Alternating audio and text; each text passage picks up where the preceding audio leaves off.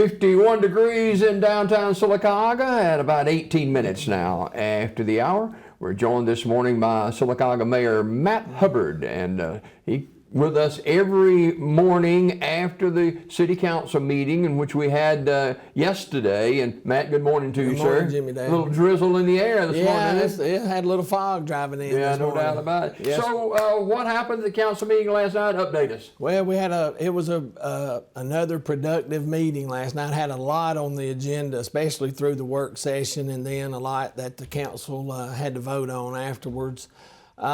We were able to recognize the school system for Career and Technical Education Month, and that was always nice, to support them and to encourage the educators and let the students know that they have the support of the city and their community. They had the SPD fleet renewal proposal that they discussed last night.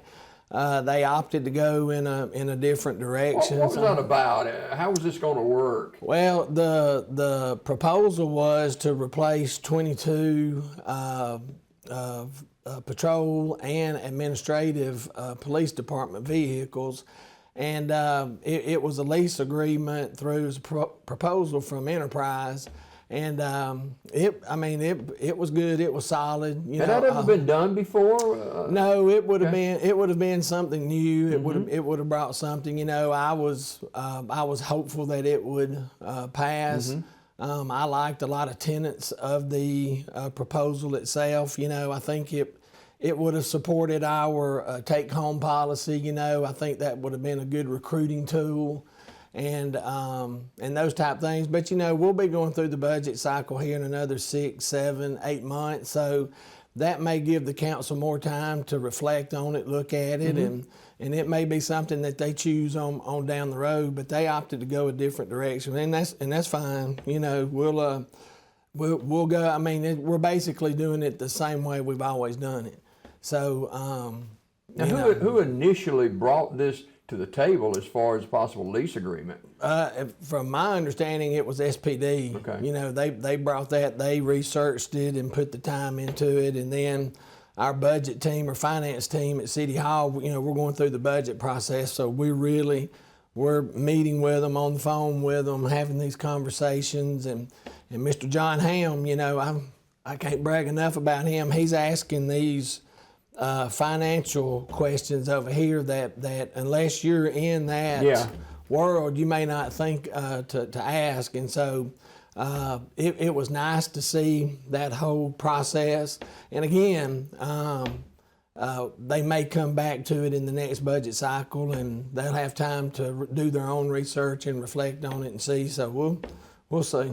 Anything else we'll talk about as far as the meeting went last night? Yeah, like I said, we got a lot of business. Miss Stephanie Engel with the animal shelter, she had a couple of experts to come in and talk about rabies and the impact of just different animal shelter policy, ordinances, the importance of that, the impact on the community and so forth. And that was real informative.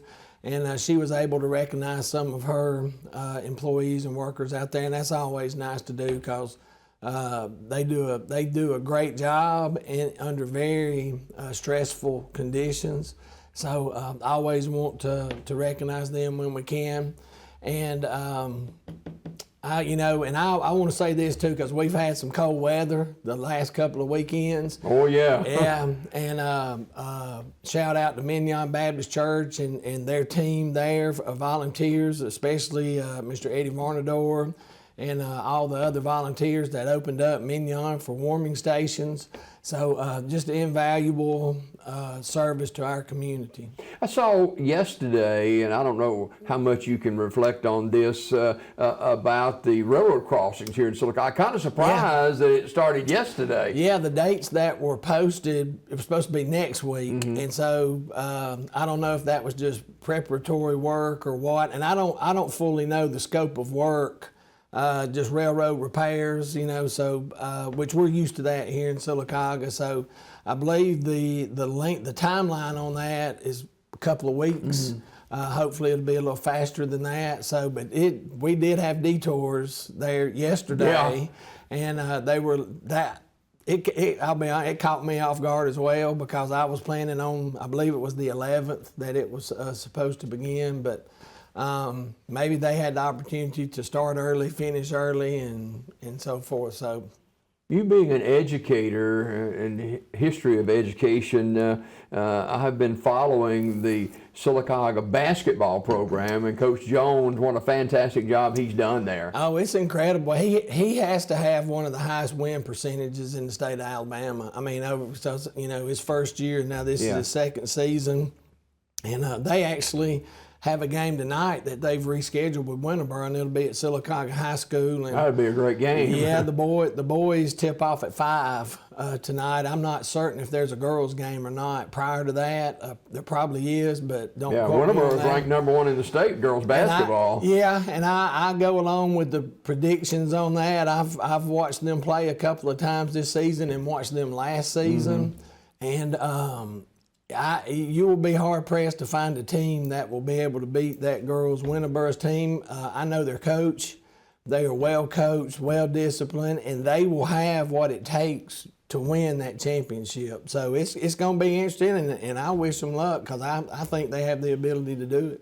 You know, Coach Jones went to the finals last year. The championship game didn't quite get over the hump, but he's got those boys team playing well again this year. Yeah, they love him. Our youngest son, Hayden, plays on the basketball team. He's a junior, and he just loves Coach Jones. I mean, he played with him when he was younger, middle school and so forth, and he's always heard his older brother, Brady, brag about Coach Jones and everything. He's heard, Natalie and I talk about Coach Jones. So Hayden's not the only one. It's all of those young men. They're all bought in, and they know Joel's going to work them. Yeah. But they also know, as hard as he works them on that court, as soon as they walk off that court, that arm's coming around them. He's loving on them. So yeah. Getting back to the city council meeting, and a lot of items in the city council meeting to us outsiders looking in, it's kind of boring, with numbers. But give us an overview, Matt, of the first couple of months in office. I've been very excited. I've actually had this conversation a few times over the last couple of weeks, and where we are right now, and I'm only speaking about just at City Hall right now, because I can remember sitting here during the campaign and people, filling my ears full. Hey, you've got personnel matters on top of personnel issues. It's chaos. They're at each other's throats and all that. And in that moment in time, that may have been true. But I know ever since I've walked in and I've observed and I've assessed and I've had conversations with our folks and everything, I've not seen any of that. I've not picked up on it. I've not had anyone come to me and say, hey, this is going on or that. And, we've got some, one of the first things that in any functional, operating organization is getting the right people in the right positions. Having Mr. John Ham in as a consultant is huge, and I will say this publicly, having Ms. Cassie Epperson in that interim city clerk role has been that other piece of the puzzle, in my opinion, that we've needed. And right now, I'm going to knock on wood because everything's running well, everything's running smoothly, things are organized, and everyone's, they're coming to work, they have a good attitude, a good perspective, they're getting the jobs done. So you mentioned Ms. Epperson in an interim role. Where do we go with this, her being an interim or someone being named permanent?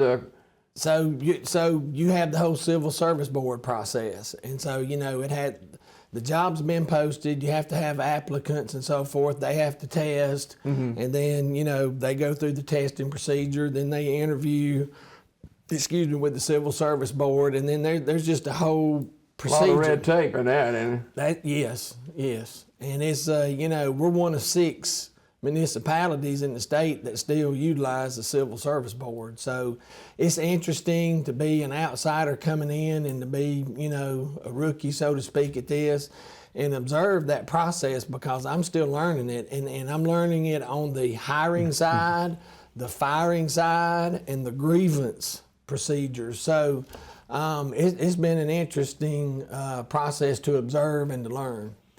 Well, Matt, we appreciate you coming by this morning as always, and we support the city of Sylacauga and the council and all those that are making it all happen in the city of Sylacauga. Thanks for coming this morning. Thank you, Jimmy Dale. All right, that'll do it for